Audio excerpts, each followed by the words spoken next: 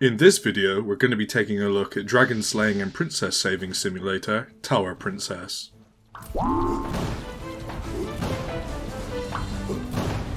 Tower Princess is a 3D roguelite platformer that tasks you with exploring a procedurally generated castle in order to defeat the evil dragon. Along the way, you'll encounter various princesses that the dragon has captured over the years, who agree to help you in exchange for rescuing them.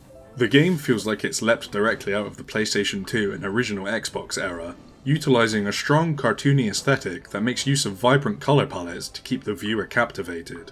Let's start breaking down the key aspects of Tower Princess. Chapter 1. Gameplay. Upon finishing the short introductory portion of the game that serves as your tutorial, you're given the option to choose your starting character. You can choose between the sword-wielding melee class or the musket-wielding ranged class. Each character will also have a small number of randomly generated attributes, but unfortunately there doesn't seem to be any way to see what these attributes actually do in-game, and during my time playing I couldn't discern any differences. Each character seemed to play identically, regardless of attributes. After you choose your new hero, you're immediately thrust into the game world without any hand-holding. It's up to you to figure things out the hard way, which usually involves dying over and over again. But fear not, death is not the end. You're able to roll a new knight to attempt to conquer the castle and slay the dragon once again. You also earn tokens throughout your journey, which can be used to level up your health, armor, or upgrade your weapons to improve their damage and unlock more powerful attacks with them. These tokens are persistent, meaning you keep them even if you die. So the core gameplay loop involves progressing through the castle whilst rescuing princesses until coming to a challenge that proves particularly difficult and results in your death, then using previously mentioned tokens to level up in order to overcome that challenge. Chapter 2. Replayability.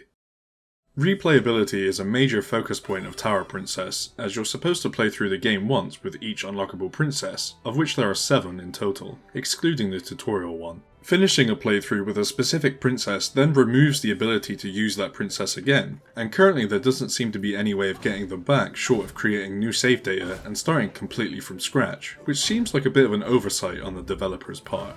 This is also where the game's flaws start to become a bit of a hindrance. There simply aren't enough variations of rooms that the game can use to construct your current run without you running into the same environments over and over again, making subsequent playthroughs incredibly dull. The game only has 2 themed biomes, with the first being the castle's interior and the second being the castle's surrounding gardens. Whilst the garden biome does introduce some new enemies, it largely uses recolored versions of the castle interior biome's enemies and makes them slightly tougher. In total, I'd say there's roughly 10 different types of rooms within the random generation pool, and only about 6 or so unique enemy archetypes. This game is also fully released, it's not in early access or anything like that, and the developers don't seem to have any plans to expand the game beyond its current iteration, which is a huge shame. Chapter 3. Final Thoughts.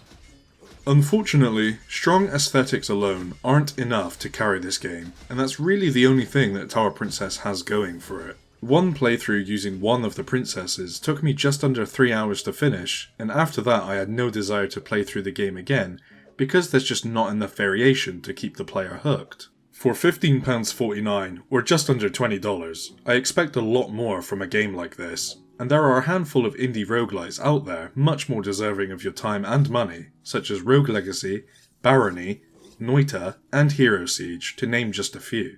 That's not to say that Tower Princess is particularly bad, it's just simply not quite enough to satiate my gaming appetite. With all that said and done, I'd like to give a big thank you to the developers OK Team and the publisher Hype Train Digital for providing me with access to their game. And a huge thank you to you, the viewer, for listening to me waffle on about video games. If you enjoyed my video then please consider subscribing to me on YouTube and following me on Twitter, as it really means a lot to me. See you next time.